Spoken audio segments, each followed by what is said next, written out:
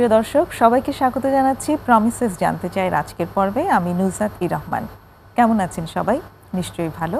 আমরাও ভালো আছি এবং বরাবরের মতো একটি নতুন বিষয় নিয়ে আলোচনা করার জন্য আজ স্টুডিওতে উপস্থিত হয়েছি একজন বিশেষ অতিথির সাথে। আজ আমাদের সাথে উপস্থিত আছেন স্টুডিওতে মনোরোগ ও স্নায়ুরোগ বিশেষজ্ঞ অধ্যাপক ডাক্তার জহিরুদ্দিন আহমদ। তিনি চিফ কনসালটেন্ট হিসেবে প্রমিসেস মেডিকেলের সাথে আছেন। স্যার, আপনাকে স্বাগতম। ধন্যবাদ। কেমন আছেন? ভালো, থ্যাংক। স্যার, আজকে আমরা যে বিষয়টি নিয়ে আলাপ করব সেটি হচ্ছে মানসিক রোগী ও মাদকাসক্ত ব্যক্তিকে স্বাভাবিক জীবনে ফিরিয়ে আনার উপায়। এই বিষয়ের উপর ফিরিয়ে আনা সম্ভব? অবশ্যই সম্ভব। আপনার কাছ থেকে শুনে তো খুব আশাবাদী মনে হচ্ছে। না, অ্যাকচুয়ালি আমাদের প্রথমে মানসিক রোগটা কি, জি, এই সেটাই জিনিসটা প্রথমে যদি একটু জানতে পারি। কারণ মানসিক রোগ তো বাইরে থেকে দেখা যায় না। মানসিক রোগ বোঝা যায় ব্যবহারে। হঠাৎ করে কেউ উগ্র মেজাজ যদি করে, কোনো কথা বললে সামান্য কারণে যদি জিনিসপত্র ছুঁড়ে ফেলে, জিনিসপত্র অস্থির হয়ে যায়, কারোর সাথে কথা বলার সময় বেয়াদবি করা শুরু করে, অথবা গায়ে হাত তুলতে যায়, মারতে যায়, তখন বুঝতে হবে তার মানসিক সমস্যা আছে। এবং মানসিক সমস্যাটা অনেক প্রকার আছে। যারা আছে ডিপ্রেসড হয়ে যায়, চুপ হয়ে যায়, কারোর সাথে মিশে না, কথা বলে না, তারা কিছু খেতে চায় না, অন্যরকম জগতে চলে যায়, উদাসীন থাকে। আরেকটা হয় অ্যাগ্রেসিভ হয়ে যায়, তারা অল্পতেই বেশি কথা বলে, বেশি ছটফট করে, কোনো জায়গায় একটু বসতে পারে না, ছটফট করে বেড়ায় এবং সব কিছুতেই তারা উত্তেজিত হয়ে যায় এবং সামান্য কথাতেই তারা উত্তেজিত হয়ে যায় এবং এই রকম আর কি প্রবলেম। তো সাধারণত বোঝা যায় যে ব্যবহারিক জীবনে আমরা যখন সামাজিক জীবনে যখন আমরা বাবা মার সঙ্গে, ভাই বোনের সঙ্গে সবাই একত্রে মিলে কথা বলি, কেউ যদি উগ্র হয়ে যায়, কেউ যদি অন্যরকম ব্যবহার করে, তখনই বুঝতে পারি যে তার সমস্যা আছে। তার সমস্যা থাকলে তখন তার এটা চিকিৎসা সম্ভব। কিন্তু আমাদের সমস্যা যেটা হয়, আমাদের বাবা মায়েরা রোগীকে আনতে চান না ডাক্তারের কাছে এবং রোগীরা নিজেরাও যেতে চায় না। এবং না যেতে চাওয়ার ফলে হয় কি, একটা গ্যাপ হয়ে যায় এবং গ্যাপ হয়ে যায় এবং অসুখ বাড়তেই থাকে। এই জায়গাটাতে একটু প্রশ্ন করতে চাই স্যার, এই যে আনতে চায় না বা রোগীরা বলছেন যে আসতে চায় না, এটার পেছনে কারণ? এটার পেছনে কিছুটা সামাজিক, সাইকোলজিক্যাল। কারণ আমাদের দেশের একটা সোশ্যাল স্টিগমা আছে যে আমি যদি মনোরোগ বিশেষজ্ঞের কাছে যাই, লোকে আমাকে পাগল ভাববে, সুতরাং আমি যাব না, আমি সিল্ড হয়ে যাব। এই যে একটা শুধু সর্দি, কাশি, আমাশা, পেট খারাপ, মাথা ব্যথা, গা ব্যথা, সব কিছুতে যেতে রাজি আছে, কিন্তু কেউ যদি বলে তার মানসিক সমস্যা আছে, তখন সে যেতে চায় না। এবং এটা যে একটা ভুল ধারণা, এই যে সোশ্যাল স্টিগমা, এটা একটা ভুল। আমি বিদেশে অনেক দিন ছিলাম, দেখেছি ওরা সামান্য কিছু প্রবলেম হলে, একটু কথা উল্টাপাল্টা হলেই তারা মানসিক বিশেষজ্ঞের কাছে যায়, সাইকিয়াট্রিস্টের কাছে যায়। কেউ যদি অল্পতেই রেগে যায়, অল্পতে অধৈর্য হয়ে যায়, তখন বলে যে ইউ মাস্ট সি সাইকিয়াট্রিস্ট। তো সুতরাং ওরা এটা ইজিলি নেয়, স্বাভাবিক। কিন্তু আমাদের দেশে ইজিলি নেয় না, কারণ আমাদের দেশে এটা এখনো প্রসার তেমন হয়নি। যদিও 20 বছর আগে আমি যখন দেশে প্রথম আসি, তখন কিন্তু একদম ছিল না। এখন তবু কিছুটা মানুষের চিকিৎসা নিতে চায়, তারা সাইকিয়াট্রিস্টের কাছে আসে, তবু অনেক বাধ্য হয়ে, এবং যারা শিক্ষিত। এবং এই যে আমরা যে আজকে কথা বলছি, এরকম কিছু প্ল্যাটফর্মও ক্রিয়েট হয়েছে এর মাঝে, যেখানে মানসিক স্বাস্থ্য নিয়ে কথা বলা হয়, মানসিক রোগ নিয়ে কথা বলা হয়। অল্প হলেও এটা শুরু হয়েছে, এটা একটা আশার দিক। এবং প্রমিসেস মেডিকেল একজন পায়োনিয়ার বলতে পারেন। এটা কয়েক বছর পর ফার্স্ট হয়েছে প্রোগ্রামের দিক দিয়ে। কারণ আমি জানি যে চিকিৎসা করা যায় দুইভাবে, ওষুধ দিয়ে এবং তাকে ভর্তি করে, তাকে কাউন্সেলিং করে, তাকে বিহেভিয়ারাল থেরাপি দিয়ে বিভিন্নভাবে প্রোগ্রাম করা যায়। এই যে এই সমস্ত রিহ্যাব সেন্টারে বা প্রোগ্রামে, সাইকিয়াট্রিক ক্লিনিকে যদি আসে, তাহলে অনেকগুলি প্রোগ্রাম আছে। তাদেরকে চিকিৎসা ও ওষুধপত্র তো আছেই, তার সাথে তাদের কিছু এক্সারসাইজ আছে, তাদের কিছু বিহেভিয়ারাল থেরাপি আছে, তাদেরকে কাউন্সেলিং করা হয়, তাদের জন্যে খেলাধুলার ব্যবস্থা আছে, তাদের জন্য গান বাজনার ব্যবস্থা আছে, তাদের জন্য ধর্মীয় আচার অনুষ্ঠানের ব্যবস্থা আছে, এবং সবচেয়ে বড় কথা, তাদের মাঝে মাঝে বেড়াতে নিয়ে যাওয়ার পিকনিকের মতনও ব্যবস্থা আছে। তো একবার যদি কেউ আসে এরকম সেন্টারে, তাহলে তারা বুঝতে পারবে যে আসলে এখানে আসলে অনেক ভালো, অনেক আরাম আছে এবং তারা তাড়াতাড়ি সুস্থ হয়ে যাওয়ার সম্ভাবনাটা বেশি। স্যার, আমাদের আজকের টপিকের মাঝে মানসিক রোগের সাথে মাদকাসক্ত এই একটা টার্ম আছে, যেটা আমরা জানি যে প্রমিসেস মেডিকেলেও মানসিক রোগের যেমন চিকিৎসা দেওয়া হয়, তেমনি মাদকাসক্তির জন্য একটা ভালো চিকিৎসার প্রোগ্রামের ব্যবস্থা আছে। একটু মাদকাসক্তি সম্পর্কে যদি বলতে শুরু করেন স্যার। ওখান থেকে শুরু বলেছিলাম যে একটা ব্যবহার তার দেখা যায় যে যেমন কেউ যদি মাদকাসক্তি গ্রহণ করে, সে হয়তো দেখা গেল দিনের বেলা ঘুমাচ্ছে, সারা রাত জেগে আছে, অস্থির হয়ে আছে, যখন তখন বেরিয়ে যাচ্ছে বাড়ি থেকে, সময় মতো বাড়িতে আসছে না, কেউ কোনো কথা বললে কথার উত্তর ঠিক মতো দিচ্ছে না, এবং তার কথাবার্তায় চালচলনে ধরা যায় যে স্বাভাবিক না। তখন বিভিন্ন রকম মাদকাসক্তি এখন ইজিলি অ্যাভেলেবল, কারণ এটা সব জায়গায় পাওয়া যাচ্ছে। কখন বলবো স্যার আসক্তি হচ্ছে যখন অ্যাডিকশন হয়ে যায়। একটা আছে ইউজ, একটা আছে মিসইউজ, একটা আছে অ্যাবিউজ। ইউজ করলাম, যেমন আমি মাথা ব্যথার জন্য যদি কোনো মাথা ব্যথার ওষুধ খাই বা ঘুমায় আসার জন্য কিছু ঘুমের ওষুধ খাই, সেটা হচ্ছে ইউজ। কিন্তু আমি যদি এটা অতিরিক্ত খেয়ে ফেলি, তখন এটা অ্যাবিউজ হয়ে যায়। তখন এটা থেকে একটা প্রতিক্রিয়া হয়, এবং এই প্রতিক্রিয়াতে তখন তার ব্যবহারিক, তার চেহারায়, তার শরীরে বিভিন্ন রকম প্রবলেম দেখা যায়। যে কারণে দেখা যায় তার লিভার ফেলিওর হতে পারে, তার পেটে পানি আসতে পারে, তার হাতে পায়ে পানি আসতে পারে, মুখ ফুলে যেতে পারে, তার কিডনিতে প্রবলেম হতে পারে, তার হার্টে প্রবলেম হতে পারে। আমার একটা রোগী ছিল, সে হেরোইন নিত, এবং তাকে চিকিৎসা করে কিছুটা সুস্থ করার পরে বলেছিলাম যে তোমার হার্টের অবস্থা খুব খারাপ, তুমি আর জীবনে কখনো নেশা টেশা করো না, সুস্থ হয়ে গেছো। সে সুস্থ হয়ে গেল, ভালো হয়ে গেল। হঠাৎ করে সে কিছু জিনিস প্রোডাকশন বিক্রি করে তার হাতে ক্যাশ পয়সা আসছে। তার বন্ধুবান্ধবরা বলল যে চল পার্টি করি। তো পার্টি করা মানে তো আর মদ খাওয়া, নেশার জিনিস করা, এইগুলা করতে গিয়ে তার আবার শুরু হয়েছে, এবং যেটাকে বলা হলে সে দৌড়ে হাসপাতালে এসে বেডে ওঠার আগেই মরে গেছে। এন্ডোকার্ডিয়াল শক বলি আমরা। একদম তখন হার্টের যে মাসেল, যে এন্ডোকার্ডিয়ামটা, এটা একদম চিপে যায় এবং চিপের সাথে সাথে মৃত্যু হয়। সুতরাং এই যে নেশার যারা করে, নেশার একটা অবধারিত জিনিস আছে মৃত্যু ছাড়াও তারা সারা জীবনের জন্য প্যারালাইজড হয়ে যেতে পারে, তারা অন্ধ হতে পারে, তারা তোতলামি করতে পারে, তারা কানে কম শুনতে পারে, তারা দেখা যায় যে ব্যবহারিক জীবনে তাদের অন্য স্বাভাবিক লোকের মতো না। সবাই খেতে বসছে, কোনো একটা পার্মানেন্ট শারীরিক ড্যামেজ হয়ে যেতে পারে, আবার আচরণগত কিছু পার্মানেন্ট চেঞ্জ আসতে পারে। সবাই খেতে বসছে, যার এই সমস্যা হয়েছে সে হয়তো গপ গপ করে খেয়ে যাচ্ছে, সে কারো দিকে তাকাচ্ছে না।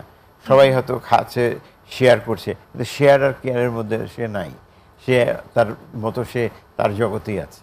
সুতরাং এই যে জিনিসগুলো আসক্ত হয়ে যায়, তখন হয়ে যায় কি পরিবারের জন্য একটা হেডেক হয়ে যায়, সমাজের জন্য একটা হেডেক হয়ে যায়। তখন তাদেরকে মাদকাসক্ত, এবং এই মাদকাসক্তি তখন তার চিকিৎসা অবশ্যই প্রয়োজন। এবং মাদকাসক্তি চিকিৎসা করতে গেলে আমরা যে এক্সাম্পল দিলাম, যেমন প্রমিসেস মেডিকেল যেরকম আছে, এরকম আমরা নিতে পারি। এবং এখানে আমার মানে খুব কমনলি এই প্রশ্নগুলো অনেকের মাঝে কাজ করে যে মাদক তো ব্যবহার যারা করছে, আপনি তো বললেন যে আসক্তি যখন হয় তখন আসলে মানে তার বিভিন্ন সিমটম হয়, কিন্তু অনেকেরই মনে প্রশ্ন আছে যেটা তো সে যখন ইউজ করে তখনই তার এটা হয়, সে যদি ব্যবহার না করে তাহলে তো আর হয় না। তাহলে ব্যবহারটা বন্ধ কেন করছে? ব্যবহার করার পরে তার শরীরে একটা এফেক্ট থাকে, এবং এটাকে বলে উইথড্রল এফেক্ট। এবং দেখা যায় যে সেই সময় সে যদি না নেয় নেশা, তখন সে মানে ঘেমে যাচ্ছে, অস্থির হয়ে যাচ্ছে, পেট কামড়াচ্ছে, যেখানে সেখানে পেশাব পায়খানা করে দিচ্ছে, বমি করছে, এবং তাদের বিভিন্ন রকম উইথড্রল এফেক্ট হচ্ছে। সেই জন্য যারা নেশা করে তখন তাদের হয় কি, তারা যদি সেই সময় নাও খায় তাদের এইরকম প্রবলেম হয়, এবং এই জন্য তখন তাদের চিকিৎসা করতে হয়। চিকিৎসা করলে তখন তাদের এই উইথড্রল সিমটমটা হয় না। তার মানে বিষয়টা এরকম না যে ইচ্ছে করলেই বন্ধ করে ফেলতে পারবে, স্বাভাবিক মানুষের মনে যে সম্ভব না ধারণাটা কাজ করে যে না খেলেই তো হয়, না খেলেই হয়, এটা বন্ধ করতে কেন পারছি না, ইচ্ছা করলেই বন্ধ করতে পারি। অনেকে বলে যে আমি চেষ্টা করেছি বন্ধ করতে কিন্তু পারি না, কারণ ওই উইথড্রল এফেক্ট হয়।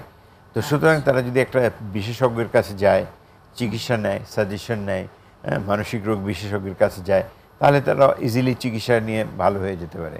সুতরাং এটা কোনো কঠিন কিছু না।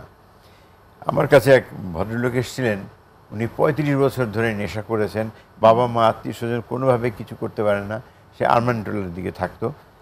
তো এখন সেই ছেলে একবার প্রমিজে ভর্তি হলো, ভর্তি হওয়ার পরে সে সুস্থ হয়ে গেল, এবং যখন সুস্থ হয়ে গেল তার বাবা মা অবাক হয়ে গেছে যে আমার ছেলে 35 বছর ধরে নেশা করতেছে, সে সুস্থ হলো কিভাবে। তো সেরকম আমাদের ট্রিটমেন্টের ম্যাজিক আছে, আমরা সুস্থ করে দিতে পারি। সুতরাং আমাদের কোঅপারেশন দরকার, ফ্যামিলি যদি কোঅপারেশন করে তাহলে পরে আমরা বলেছেন যে ফ্যামিলি এবং যেই মানুষটি চিকিৎসা নিচ্ছে তার নিজেরও দিক থেকে উদ্যোগের দরকার আছে। স্যার একটা ছোট্ট বিরতি নেব, তারপর আমরা এই বিষয়ের উপরে আবার কথা বলবো। প্রিয় দর্শক, একটা বিরতি নিচ্ছি, সঙ্গেই থাকুন।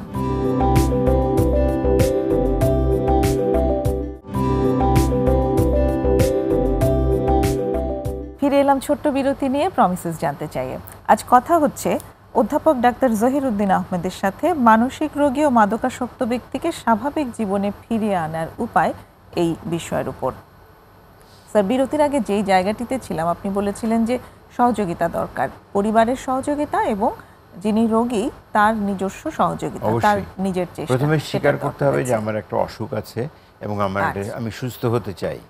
আমি মাদকাসক্তিকে একটা অসুখ বলছি, অসুখ বলছি, কারণ এটা যেমন প্রত্যেকটা জিনিসই, যেমন আমরা পেথিডিন ইনজেকশন, একটা ইনজেকশন আমরা হাসপাতালে ব্যবহার করি ব্যথার জন্য, অপারেশনের জন্য, কিন্তু এই পেথিডিন ইনজেকশনটা যদি আমরা রোজ রোজ ব্যবহার করতে থাকি এটা অ্যাডিকশন হয়ে যায়।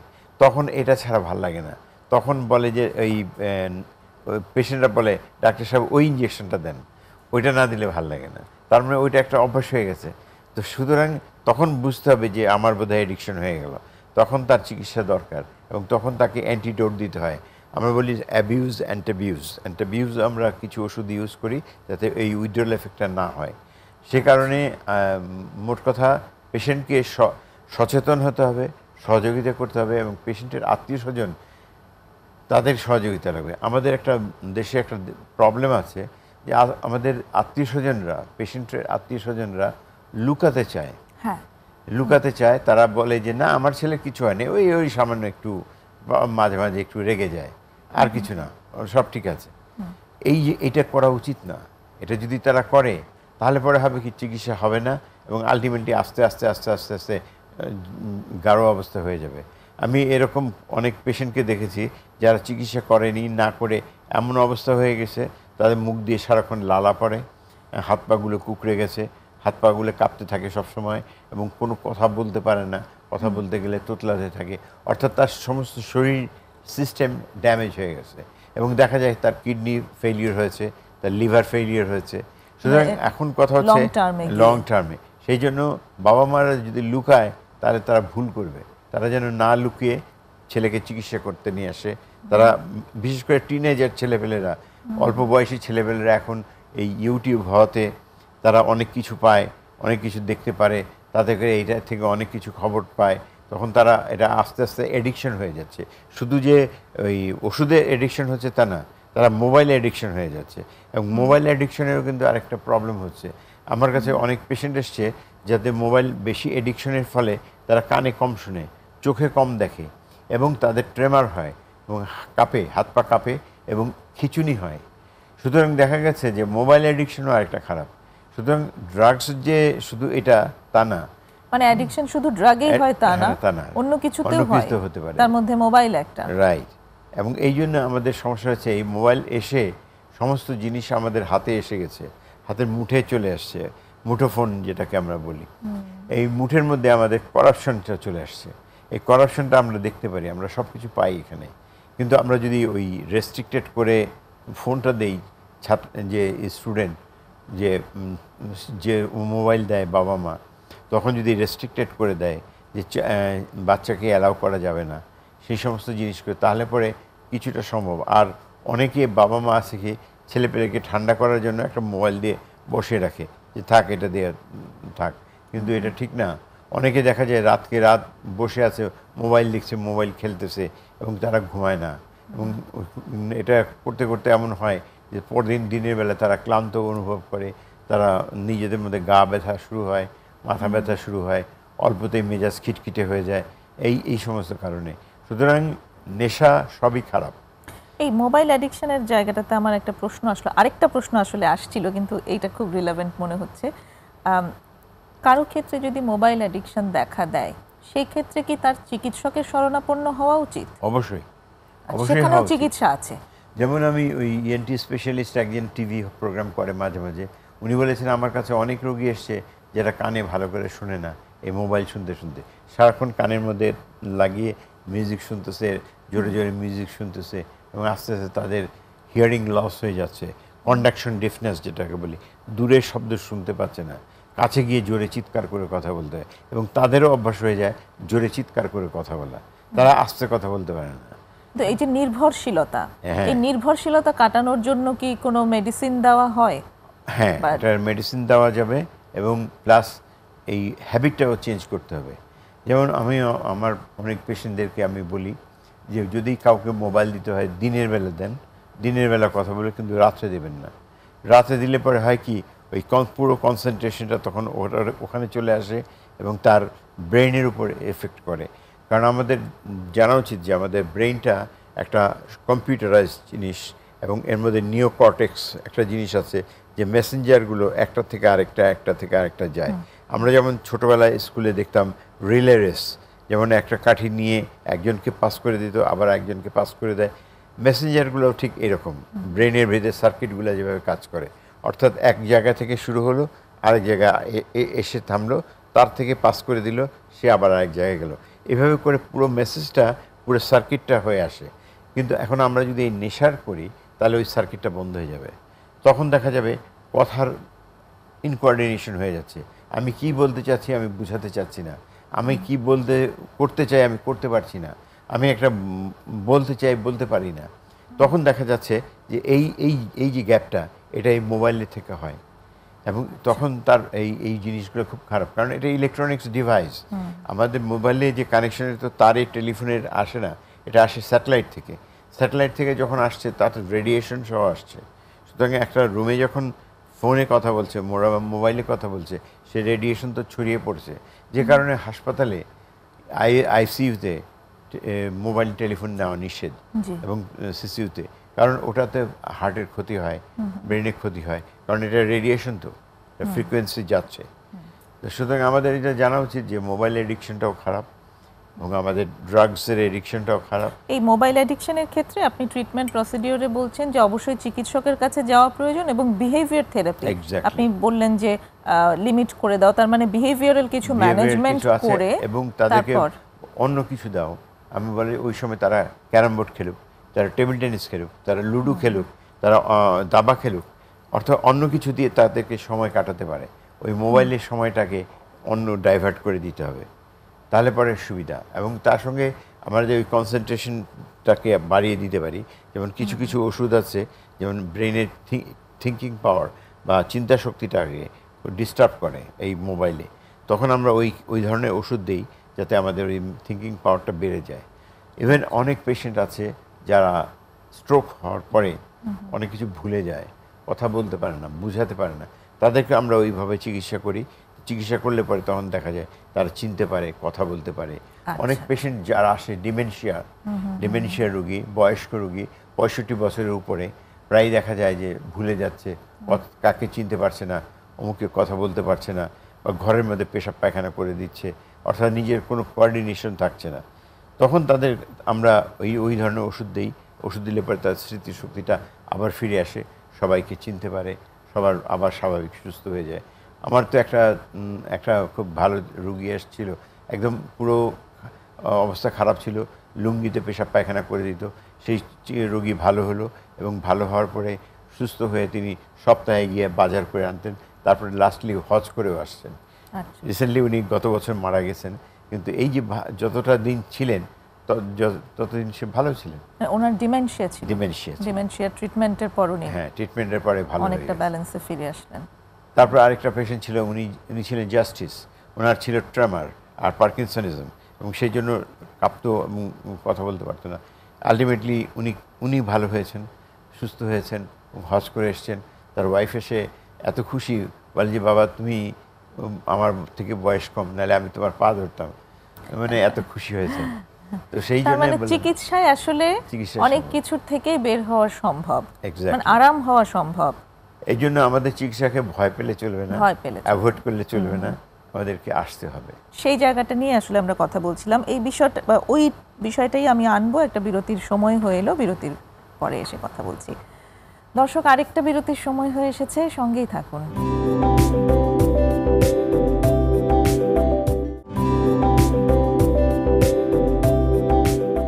বিরতি নিয়ে আবারও ফিরে এলাম প্রমিসেস জানতে চাইয়ে। কথা হচ্ছে মানসিক রোগী ও মাদকাসক্ত ব্যক্তিকে স্বাভাবিক জীবনে ফিরিয়ে আনার উপায় নিয়ে অধ্যাপক ডাক্তার জহিরুদ্দিন আহমেদের সাথে। স্যার, যেই জায়গাটাতে আমি আসতে চাইছি সেটি হচ্ছে এই যে মাদকাসক্তির চিকিৎসার কথা আমরা বলছি, এই জায়গাটিতে পরিবারগুলোর ক্ষেত্রে যেটা দেখা যায় যে এক তো আপনি বললেন যে খুব রেজিস্ট্যান্স কাজ করে, অনেক সময় হাইড করতে চায়, তারা নিয়ে আসতে চায় না, কিন্তু তারপর এখন আবার অনেক পরিবার নিয়ে আসে এবং নিয়ে আসার পর এটা যখন দেখে যে চিকিৎসা সম্পূর্ণ করেছে, ফিরে যাওয়ার পরে আবার রিল্যাপস হয়েছে, যেটা আসলে একটা প্রসেস এই মাদকাসক্তির চিকিৎসায়, তখন অ্যাকচুয়ালি তাদের ভেতরে একদম মনটা ভেঙে যায়। তো আমি প্রশ্নটাই আসি যে এই যে মনটা ভেঙে যায় এবং তারা যে মোটিভেশনটা নিয়ে তারা শুরু করেছিল, এই মোটিভেশনটা তারা আর ধরে রাখতে পারে না। কাজে যে সহযোগিতা আমরা তাদের কাছ থেকে চাইছিলাম, সেই সহযোগিতার জায়গাটাতে ওনারা তখন খুব আনএবল হয়ে যায়। এই জায়গাটি সম্পর্কে কি বলবেন? আমি বলেছিলাম যে কাউন্সেলিং একটা জিনিস। কাউন্সেলিং অর্থাৎ তাকে পেশেন্টকে বুঝিয়ে দেওয়া যে এই যে চিকিৎসা করছেন, এই চিকিৎসা একটা আপনাকে ঔষধ দিয়ে সাময়িকভাবে করা হয়েছে এবং পরবর্তীতে আপনি আস্তে আস্তে সুস্থ হয়ে যাবেন এবং সুস্থ হলে পরে একদম মোটামুটি পুরো নতুন জীবনে ফিরে আসবেন। কিন্তু আপনাকে ফলো আপ করতে হবে। আপনি যদি আজকে চিকিৎসা নিলেন, নেওয়ার পর পালিয়ে গেলেন, আসলেন না 1 বছর 2 বছর, কোনো খবর নাই, আবার রিল্যাপস করবে। কিন্তু এটা যদি তাকে বলা হয় যে আপনি 15 দিন পর পর, 1 মাস পর পর আপনি এসে ডক্টরের সঙ্গে ফলো আপ করবেন, চিকিৎসা করবেন এবং আমাদের সঙ্গে যোগাযোগ করবেন এবং প্রয়োজন হলে তাকে কিছু হোমওয়ার্ক দেব। এবং আমার এক পেশেন্ট ছিল, সে ছবি আঁকতে পারতো, এমনিতে খুব অল্পতেই রেগে যেত, মাকে মারতো টারতো। তখন আমি বললাম, তুমি এক কাজ করো, তোমাকে একটা আমি হোমওয়ার্ক দিলাম, প্রতি সপ্তাহে তুমি আসার সময় আমাকে কিছু ছবি এঁকে দাও। তখন সে একটা ড্রয়িং খাতা নিয়ে ছবি এঁকে এঁকে আমাকে দেখাতো, এই যে দেখেন আমি কলা গাছ এঁকেছি, আমি মোড়ক এঁকেছি, আমি এটা করেছি, এবং হি ওয়াজ ভেরি হ্যাপি। এবং সেই কারণেই তখন বলেছিলাম যে ফলো আপ। আমাদের দেশে যে জিনিসটা মনে করা দরকার যে আমি রোগীর ডাক্তারের কাছে গেলাম, ভালো হয়েছি, আর ওষুধ খাওয়ার কী দরকার, কিন্তু এটা ঠিক না। যেমন WHO একটা ক্লাসিফিকেশন করেছেন, communicable disease and non communicable disease. Communicable disease মানে একজনের থেকে একজনের ছোঁয়াছুঁয়ি রোগ, যেমন টিবি ধরতে পারি, স্মল পক্স ধরতে পারি, চিকেন পক্স ধরতে পারি, মেজেলস ধরতে পারি, এগুলো হচ্ছে ছোঁয়াছুঁয়ি রোগ। হ্যাঁ, একজনের থেকে আরেকজনের হয়, কিন্তু এগুলোর চিকিৎসা লিমিটেড। যেমন হয়তো 7 দিন বা 10 দিন আমরা চিকিৎসা করলাম, তারপরে ভালো হয়ে গেল, আর দরকার নাই। কিন্তু নন কমিউনিকেবল ডিজিজ, যেটা মানে একজনের থেকে একজন ছড়ায় না, সেটা খুব ডেঞ্জারাস। এইটা রোগটা হলে যেমন একটা হচ্ছে ডায়াবেটিস, এটা বংশগত। এটা ডায়াবেটিস হয়েছে, আমি চিকিৎসা করলাম, ভালো থাকলাম, কিন্তু চিকিৎসা ছেড়ে দিলাম, আবার বেড়ে গেল, সুতরাং তার চিকিৎসা করতে হবে।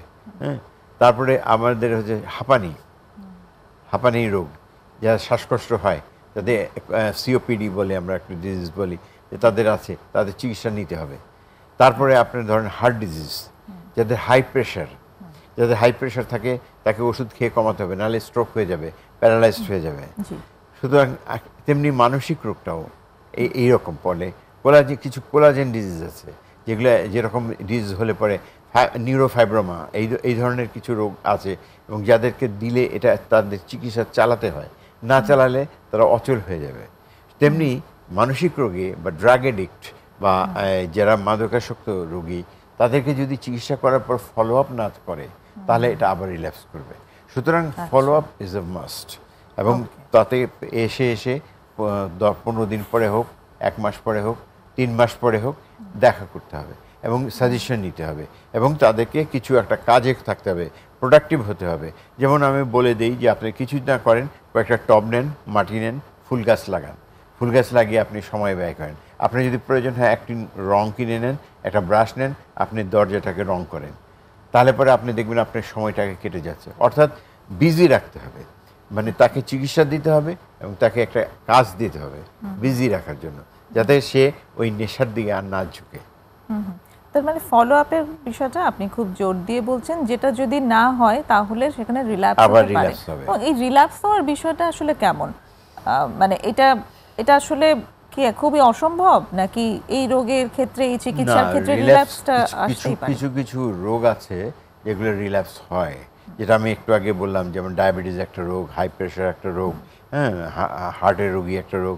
এদেরকে চিকিৎসা কন্টিনিউ করতে হবে, চিকিৎসা কন্টিনিউ করতে হবে। তার মানে হচ্ছে যে ধরনের রোগগুলো এরকম ক্রনিক, তার মধ্যে মাদকাসক্তিও আসলে একটা ক্রনিক। ডায়াবেটিস যেমন ম্যানেজমেন্টে না থাকলে রিল্যাপস হতে পারে, মাদকাসক্তিও তেমনি ম্যানেজমেন্টে না থাকলে রিল্যাপস হতে পারে। মাদকাসক্তি বা মানসিক রোগ, এটাও ফলো আপ করতে হবে, তাকে চিকিৎসা করতে হবে। চিকিৎসা চালিয়ে যেতে হবে। চিকিৎসার মধ্যে থাকলে পরে সে সম্পূর্ণ ভালো থাকবে। আমার এক মেট্রন একবার আসলো, তার ছেলে ওষুধ খেতে চায় না, ওকে জানিয়ে খাওয়াতে পারবে না, তাকে আনতেও পারবে না, বলে আমি ওষুধ যদি খাওয়া দিই, সর্দির ওষুধ, ঠান্ডার ওষুধ, তাহলে সে খাবে, বলে আমার থেকে প্রেসক্রিপশন করে নিয়ে ওষুধ খাওয়াতো। এবং সেই ছেলে ভালো আছে, সুন্দর কাজ করে, ব্যাংকে জব করে এবং খুব ভালো বিরাট অফিসার। কিন্তু সে যখনই ওষুধ বন্ধ করে তখনই আবার রিল্যাপস করে। তখন তার মাকে বললাম যে আপনি ওষুধ বন্ধ করতে পারবেন না, আপনি খাওয়ার মধ্যে হোক, যেমনি করেই হোক, আপনি বুঝিয়ে হোক, আপনি ওষুধ খাওয়াবেন, এবং এটা না করলে সে রিল্যাপস করবে। এবং এইটি হয় আমাদের দেশে, যেটা হয় যে মানে ভালো হয়ে গেলে পরে ডাক্তারের সঙ্গে আমি যোগাযোগ করব না, এটা না, যোগাযোগ রাখতে হবে, তাই না, ফলো আপে থাকতে হবে। ফলো আপে থাকা, এখানে স্যার কাউন্সেলিং এর ভূমিকাটা যদি একটু বলতেন। এক্স্যাক্টলি, এবং কাউন্সেলিং এর ব্যাপারেও হয়েছে, যেটা পার্সোনাল কাউন্সেলিংও থাকতে পারে, গ্রুপ থেরাপি থাকতে পারে, ফ্যামিলি কাউন্সেলিং থাকতে পারে। অনেক সময় দেখা যায় যে বাবা মা ভাই বোন সবাইকে নিয়ে একত্রে যদি আমরা কাউন্সেলিং করি, তাহলে তারা বুঝতে পারে যে কার কি দায়িত্ব, বাবার কি দায়িত্ব, মায়ের কি দায়িত্ব, ভাইয়ের কি দায়িত্ব, বোনের কি দায়িত্ব, অর্থাৎ সবারই দায়িত্ব আছে, কেউ এসকেপ করতে পারবে না। কেউ যদি বলে যে না ও হয়েছে, ও মর গিয়া, আমার কি, এটা করা যাবে না। তাকে হেল্প করতে হবে, তাকে আদর করতে হবে, তাকে বোঝাতে হবে যে তুমি বাবা, তুমি ইনশাআল্লাহ ভালো হয়ে যাবা, আমরা তোমার জন্য আছি, তোমার সাপোর্টে আছি। একজন প্রশ্ন করেছিল আমাকে যে আমাদের পাড়ার একটা ছেলে আছে, নেশা করে, ওর বাবা মা রাগ হয়ে গেছে, ওকে বাড়ি থেকে বের করে দিচ্ছে এবং ও আরও খারাপ হয়ে গেছে। এটা একটা বিরাট ভুল হয়েছে, এটা করা যাবে না। তাকে আদর করে কাছে আনতে হবে, তাকে বোঝাতে হবে যে তুমি যেটা নিচ্ছ এটা ভুল, এটা ঠিক না, তুমি এটাকে ওষুধ খাবে, চিকিৎসা করবে, ব্যবহারিক মানে চেঞ্জটা করতে হবে, এবং আস্তে আস্তে আলটিমেটলি সে সুস্থ হয়ে উঠবে। সুতরাং একটা প্রবলেম তো স্যার থাকে, সেটা হচ্ছে যে এই ধরনের রোগীরা স্বেচ্ছায় চিকিৎসা নিতে চায় না। এটার জন্য হচ্ছে আমাদের চিকিৎসার, আমাদের সরকারের দায়িত্ব আছে, কিছু সরকারের কিছু পোস্টারিং করা দরকার, সরকারের কিছু টেলিভিশনে দেওয়া দরকার, অ্যাডভার্টাইজ করা দরকার যে এই ধরনের রোগগুলা চিকিৎসা করা দরকার। ইভেন আমাদের মসজিদে যখন জুম্মার খুতবা হয়, ওই খুতবার সময় যদি আমাদের ইমাম সাহেবরা বলে যে এই নেশা করা ঠিক না, নেশা করলে চিকিৎসা করতে হবে, রেগুলার ডাক্তারের কাছে যেতে হবে, তাহলেও কাজে। স্কুলের টিচাররা যদি শেখায় যে এই যে তোমাদের যাদের নেশার হয়ে গেছে, বা কোনো অ্যাক্সিডেন্ট, যেমন সাচ রেজাল্ট, যেমন অ্যাক্সিডেন্ট, হঠাৎ করে একজন অ্যাক্সিডেন্ট হয়ে গেল, সে লোকটা ভালো, সম্পূর্ণ সুস্থ, অ্যাক্সিডেন্ট হওয়ার পর দেখা গেলো সে খিটখিটে হয়ে গেছে, মেজাজ করছে, অল্পতে রেগে যাচ্ছে, সে কারোর সাথে কথা বলছে না, কিন্তু সে তো নেশা করেনি, কিন্তু ওই যে আঘাতটা পেয়েছে ওখানে ব্রেনে ড্যামেজ হয়েছে, ইন্টারনাল হেমোরেজ হয়েছে, এবং তার ফলে দেখা গেছে তার ব্যবহার চেঞ্জ হয়ে গেছে। তখন তার চিকিৎসা দরকার, চিকিৎসা দিলে পরে তখন সে সুস্থ হয়ে যাবে। তো সুতরাং যে কোনো রোগী, এটাকে যদি আমরা ফেলে দেই বা এটাকে আমরা অ্যাভয়েড করি, তাহলে ভুল করব। তাই বরঞ্চ আমাদের উচিত যে সহযোগিতা করা, এবং যে পেশেন্ট সেও সহযোগিতা করবে, তার আত্মীয় স্বজনের সহযোগিতা করবে। পেশেন্ট যদি সহযোগিতা না করে সেক্ষেত্রে কি করণীয়? সেক্ষেত্রে তখন আমাদের কিছু হসপিটালাইজ করতে হয়। যেমন আমরা প্রমিসের কথা বলছি, প্রমিস হসপিটালে এদের স্কট সিস্টেম আছে, এদের লোকজন আছে, ওদেরকে যদি ফোন করে দেয় তখন ওরা এসে পেশেন্টকে নিয়ে যাবে, নিয়ে গিয়ে চিকিৎসা করবে, কাউন্সেলিং করবে, তার ঠিকমতো ব্যবহার করবে, আস্তে আস্তে তাকে সুস্থ করে তুলবে। তো সুতরাং এইসব রিহ্যাব সেন্টারেরও প্রয়োজন আছে, এবং এইখানে আমাদের বাবা মাকে যোগাযোগ করতে হবে যে আমার ছেলেটা একটু অসুস্থ, ছেলেটা কথা শুনছে না, ছেলেটা আমাদের সঙ্গে খারাপ ব্যবহার করছে, আপনারা আমাদেরকে একটু সাহায্য করেন। এইটা যদি করে এরকম বললে সাহায্য করা যায় এবং সাহায্য করলে ভালো হয়ে যায়। এই জায়গাটাতে আরেকটা রিলেভেন্ট প্রশ্ন যেটা আমার কাছে আসে সবসময়, যে গার্ডিয়ানরা ভীষণ জানতে চান যে জোর করে নিয়ে যাওয়ার পরে ও কি আসলে কোঅপারেট করবে, সে কি আরও বেশি রিয়্যাক্ট করবে কিনা। স্যার, একটা বিরতির সময় হয়ে এসেছে, বিরতিটা নিয়ে এসে আমি এই উত্তরটা আপনার কাছ থেকে শুনবো। প্রিয় দর্শক, আরেকটা বিরতি নিচ্ছি, সঙ্গেই থাকুন।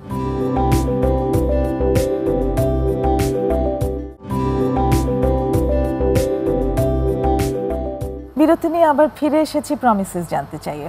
আমরা কথা বলছিলাম মানসিক রোগী ও মাদকাসক্ত ব্যক্তিকে স্বাভাবিক জীবনে ফিরিয়ে আনার উপায় নিয়ে অধ্যাপক ডাক্তার জহির উদ্দিন আহমেদের সাথে। স্যার, বিরতির আগে যে প্রশ্নটাই ছিলাম, যে অভিভাবকদের মনে ভীষণ প্রশ্ন থাকে যে জোর করে যখন কাউকে চিকিৎসায় দেওয়া হয়, সেটি মানে মাদকাসক্ত ব্যক্তি হোক বা অন্য মানসিক রোগীই হোক, তাকে যখন জোর করে চিকিৎসায় দেওয়া হয় তিনি কতটুকু কোঅপারেট করেন, তিনি কি আসলে চিকিৎসাটা রিসিভ করেন কিনা? আসলে আমাদের গার্জিয়ানদেরকে কিছু কাউন্সেলিং করা, কিছু শিক্ষা দেওয়া। আমার মনে আছে আমি যখন হোলি ফ্যামিলিতে ছিলাম, আমার এক পেশেন্টের গার্জিয়ান এসে বললো যে স্যার আপনি তো পেপারে লেখালেখি করেন, আমাদের জন্য কিছু লেখেন, আমরা বাবা মারা কী করব। এবং বাবা মাদের এটা জানা উচিত যে এই যে চিকিৎসাটা যে আমি যদি না করি তাহলে আলটিমেটলি তার রেজাল্টটা খুব খারাপের দিকে যাচ্ছে। আমি অ্যাভয়েড করতে পারবো না, আমি এটাকে অস্বীকার করতে পারবো না, এটাকে চিকিৎসা করতে হবে। সুতরাং আমি যে দিলে যে পেশেন্টটা খারাপ হবে, এটা একটা ভুল ধারণা। আসলে এটা খারাপ হবে না, বরঞ্চ একটা জিনিস করা যাবে যে তাকে ওই কাউন্সিলিংটা, বিহেভিয়ারাল থেরাপিটা বেশি করে করাতে হবে, যে সে যেন বুঝতে পারে তার রোগটা কীরকম।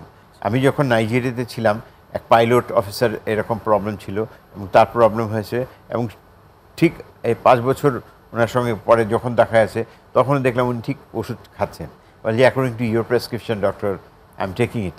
তো সুতরাং ভালো লাগলো যে সুতরাং এই যে কথা শুনেছে, রোগীর কথা শুনেছে, কোঅপারেশন হলে ডাক্তারেরও ভালো লাগে, তার মনে হয় যে যাক আমার এটা একটা স্যাটিসফ্যাকশন যে আমার রোগীটা ভালো হয়েছে। আপনার কথা থেকে আমার একটা অভিজ্ঞতা মনে পড়ে গেল যে আমার ওসিডির একজন ক্লায়েন্ট আছে, ছোট একটা মেয়ে, ওকে খুব ফোর্স করে দিতে হয়েছিল, প্রথমে হসপিটালাইজ করতে হয়েছিল। তো ও খুব রিল্যাক্টেন্ট ছিল, পুরো টাইমই রিল্যাক্টেন্ট ছিল। তারপর বের হওয়ার পরও ও লম্বা সময় কাউন্সিলিং করলো এবং কাউন্সিলিংয়ের থ্রুতে ও ওই জায়গাটাতে যেতে পেরেছে যে না, এই যে আমাকে পুশ করে ট্রিটমেন্টটা দেওয়া হয়েছে, জোর করেই দেওয়া হয়েছে, এটা আসলে ভালোরই জন্য ছিল। এবং এরপরে ওর আরেকবার অসুবিধা হয়েছে, তখন ও নিজে থেকেই বলেছে যে আমাকে একটু হসপিটালে দিয়ে আসো, কারণ হসপিটালের ওই ট্রিটমেন্টটা তো ওর জন্য ওই মুহূর্তে দরকার। সে নিজে যখন এটার সিভিয়ারিটি বুঝেছে, নিজেই সাজেস্ট করতে পেরেছে, যেহেতু বুঝতে পেরেছে সেই জন্য। আর ওসিডিটা যে রোগটা, অবসেসিভ কম্পালসিভ ডিসঅর্ডার, বাংলায় আমরা যেটাকে সূচিবাই বলি, এটা একটা কমপ্লিকেটেড রোগ। এটা কমপ্লিকেটেড মানে এটা সহজে ভালো হয় না, চিকিৎসা কন্টিনিউ করলেও সহজে ভালো হয় না, কারণ এটার সাথে বিহেভিয়ারাল থেরাপিটা লাগে। এবং দেখা যায় বিশেষ করে যাদের শাশুড়ি, যাদের মা, যাদের এরকম হয়, বিশেষ করে এটা মেয়েদের মধ্যে বেশি হয়। আমি একটা স্টাডি করেছিলাম, তাতে দেখেছিলাম যে প্রায় 70% মহিলাদের মধ্যে এটা হয়, 30% ছেলেদের মধ্যে হয়। সুতরাং ওসিডিটা মেনলি মহিলাদেরই হয়। এবং বিশেষ করে যাদের শাশুড়ি, বউ বা ছেলের বউ, তাদের যদি হয়, তাদের সংসার চালানো মুশকিল হয়ে যায়। এবং দেখা যায় যে অনেক ডিভোর্স হয়ে গেছে এই ইয়েতে। তখন তাদেরকে ওই একবার একটা ঘটনা জানি যে এক ভদ্রমহিলার একটি মাত্র মেয়ে ছিল, খুব সুন্দর, অপূর্ব সুন্দরী, তার সঙ্গে এক মিলিটারি মেজরের বিয়ে হয়েছে। তো মিলিটারি মেজর, ওই ভদ্রমহিলার ছিল ওসিডি। ভদ্রমহিলার ড্রয়িং রুমে ঢোকার আগে একটা ছোট রুম ছিল, ওই বাইরের জুতা কাপড় ওখানে বদলিয়ে তারপরে ঢুকতে হতো। তো জামাই তো জানে না নতুন বিয়ে হয়েছে, সে গটগট করে চলে এসছে। ও শাশুড়ি চিৎকার শুরু করেছে, আরে বন্ধ করে, আসবে না, ওইখানে বসো, ওখানে তোমার জুতা খুলো, লুঙ্গি পরে তারপর ঘরে ঢুকো। তো জামাই তো খুব তাজ্জুব হয়ে গেল, বলে হোয়াট ইজ দিস, এটা কেমন কথা। তারপরে পরে আরেকবার যখন আসছে আবারও সেই একই কথা, তখন সে রাগ হয়ে গেছে। সে বলে আমি এই বাড়িতে আর আসবো না, আমি এই বাড়ির সাথে সম্পর্ক রাখবো না, মেয়ে ডিভোর্স হয়ে গেছে। এখন মায়ের কারণে মেয়ে ডিভোর্স হয়ে গেল, এটা যে একটা কমপ্লিকেটেড রোগ, এটাকে বোঝা উচিত। আমার কাছে এক রোগী এসেছিল, ওসিডি এরকম এক রোগী, উনি কারো বাড়িতে গেলে বসতেন না, চেয়ারে বসতেন না, কেউ কলা খাবার টাবার দিলে উনি এরকম করে উপরে ছুঁড়ে তারপরে খেতেন। টাচ করতেন না, কলার ছিলকাগুলি খেতেন, ছাগল যেরকম লাফিয়ে লাফিয়ে পাতা খায় এরকম লাফিয়ে লাফিয়ে কলা খেতেন। তখন তাদের নিয়ে খুব মুশকিল, ভদ্রলোক একবারে কেঁদে ফেলেছে, হাজব্যান্ডটা একেবারে অসহায়, মানে যে আমার এই কী করব। বরিশাল থেকে এসেছিলেন কষ্ট করে। তো তারপরে তার চিকিৎসা করলাম, চিকিৎসা করার পর সেই ভদ্রমহিলা আসলেন, বসলেন, বসে কথা বললেন, এবং ওই ভদ্রলোকও খুব খুশি হয়ে গেলেন যে আমার ওয়াইফ ভালো হয়েছে। অনেকটা স্বাভাবিক জীবনে ফেরা যায়। তারপরে যেটা প্রবলেম হচ্ছে, আশা বন্ধ করে দিলেন, চিকিৎসা বন্ধ করে দিলেন, আবার রিল্যাপস, এবং আবার রিল্যাপস হয়ে গিয়ে এখন এই ভদ্রলোক কী করছে, ভদ্রলোক তারপর ডিভোর্স দিয়ে দিচ্ছে। সেটা খুবই দুঃখজনক। এইটাই একটা সমস্যা, যখন এই ধরনের রোগ ভেরি কমপ্লিকেটেড এবং লং টার্ম থেরাপি করতে হয়। আমরা যদি অল্পতে হাঁপিয়ে যাই তাহলে হবে না। আমাদের এই হাঁপিয়ে যাওয়াটা শুধু নিজে না, পরিবারকেও হাঁপালে চলবে না, সবাইকে এখানে ধৈর্যশীল হতে হবে এবং সকলকে ধৈর্যশীল হয়ে তারপর মানে কন্টিনিউ করতে থাকতে হবে। এটা একটা খুব গুরুত্বপূর্ণ দিক। মানে ওসিডির ব্যাপারটাও মাঝে চলে আসলো, আসলে ভালোই হলো আমাদের আলোচনার মাঝে যে লং টার্মের যে সমস্ত ক্রনিক রোগ আছে সেই রোগগুলোর সবটারই মেইনটেনেন্স দরকার আছে, আদারওয়াইজ রিল্যাপস হয়। এই রিল্যাপস শব্দটা যে শুধুই ড্রাগ অ্যাডিকশনের সাথে জড়িত বিষয়টা তা নয়, শুধু অ্যাডিক্টেডরাই রিল্যাপস হচ্ছে তা না, অন্য রোগও রিল্যাপস হচ্ছে। তো কাজেই মেইনটেনেন্সে থাকতেই হবে, এক্স্যাক্টলি ফলো আপ থাকতে হবে, ফলো আপ থাকতেই হবে, চিকিৎসা করতে হবে। একটু চিকিৎসার প্রক্রিয়াটা স্যার যদি একটু বলেন মাদকাসক্তিদের জন্য, খুব অল্প কথায়। মাদকাসক্তিদের জন্য আমরা প্রথমে একটা শর্ট টার্ম আর লং টার্ম মেডিসিন আছে। শর্ট টার্ম মানে যে দিলে পরে 2-3 ঘন্টা বা 5 ঘন্টা এটার অ্যাকশন থাকবে। আরেকটা আছে লং টার্ম, যেটা ইনজেক্টেবল, যেটা দিলে পরে 2 সপ্তাহ পর্যন্ত এটার ভ্যালিডিটি থাকে। সুতরাং অনেকে করে কি যে এই ওষুধ তেমন খেতে চায় না, সুতরাং তারা ইনজেকশন নেয়। তারা এসে মাসে একটা করে ইনজেকশন নিয়ে যায়, আর একটা ওষুধ খেতে হয়, না খেলে তাদের এক্সট্রা পিরামিডাল সিনড্রোম, ঘাটটার বাঁকা টাকা হয়ে যেতে পারে, মুখ দিয়ে লালা পড়তে পারে, সেই জন্য ওই একটা খায়। তো আমরা তখন অনেক সময় পেশেন্টকে বলি, ঠিক আছে আপনি ওই ইনজেকশন মাসে একটা করে নেন, তাহলে পরে আপনি অন্তত ভালো থাকবেন। তো মাসে ইনজেকশন করে নেয়, আর ওই একটা করে ওষুধ আমরা দিয়ে দিই, পার্কিনিল বা সাইক্লিসিড সি একটা দিয়ে দিলে পরে তখন ওটা খেয়ে নেয়। তাহলে পরে হবে কি, তাদের কোনো সাইড এফেক্ট হয় না, কিন্তু সে ভালো থাকে। এই মানে চিকিৎসার প্রক্রিয়াটার মধ্যে স্যার মানে আমরা জানি যে এটা একটা টিম ওয়ার্ক, এই একটু সেই টিম ওয়ার্কটা সম্পর্কে যদি বলেন। হ্যাঁ, টিম ওয়ার্ক মানে হয় কি, অ্যাকচুয়ালি একজন সাইকিয়াট্রিস্ট যখন এই রোগীর চিকিৎসা করে, একজন সোশ্যাল ওয়ার্কার দরকার, একজন সাইকোলজিস্ট দরকার, আর একজন অ্যাডমিনিস্ট্রেশন যারা করে HR তাদের দরকার। কারণ হয়েছে কি, অনেক সময় অনেক পেশেন্ট এসছে, বাবা মা আত্মীয় স্বজন অনেক দিন ধরে আসছে না, দেখা করছে না, তখন তাদেরকে কন্ট্যাক্ট করতে হবে, তাদেরকে খবর দিতে হবে যে আপনারা আসেন, আপনাদের মানে পেশেন্টকে দেখাশোনা করেন, আপনি এখানে এসে ফেলে চলে গেছেন তা তো হবে না, সুতরাং আপনাদের দায়িত্ব আছে। তার সাথে সাথে আমাদেরকে ওই যে অ্যাডভার্টাইজটা করতে হবে যে এই রোগ ভালো হয়, এ রোগ নির্মূল হয়, এ রোগ চিকিৎসা করলে ভালো হয়, কিন্তু মেইনটেনেন্স থেরাপিটা করতে হবে। মেইনটেনেন্স থেরাপি না করলে পরে এই রোগ আবার আসবে। এবং এই মাদকাসক্তি রোগটা এরকম এত খারাপ অবস্থা যে মানুষকে হিংস্র বানিয়ে ফেলে, মানুষ খুন করতে পারে, মানুষ তখন বাড়িতে আগুন লাগিয়ে দিতে পারে, যা খুশি তাই করতে পারে। এই জন্যে এখন যারা মাদকাসক্তি হয়ে যায়, বিশেষ করে আজকে আমাদের যে সমাজটা যা হচ্ছে, আমার খুব দুঃখ লাগে। আমরা যেদিন পেপার খুলি দেখি 3টা খুন, 5টা খুন, 10টা খুন, এরকম একটা খুন হচ্ছে। কোনো কারো সহ্য নাই, ধৈর্য নাই, কথা হচ্ছে, কথার মধ্যে তর্ক লাগছে, মেরে ফেলতেছে। হাজব্যান্ড ওয়াইফ নতুন বিয়ে হয়েছে, তাদের মধ্যে টলারেন্স নাই।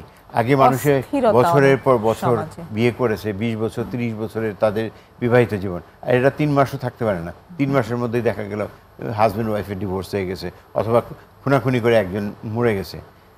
এই যে জিনিসগুলো, তার মানে আমাদের যে ধৈর্য এবং সহ্য শক্তি আমরা একেবারেই হারিয়ে ফেলেছি।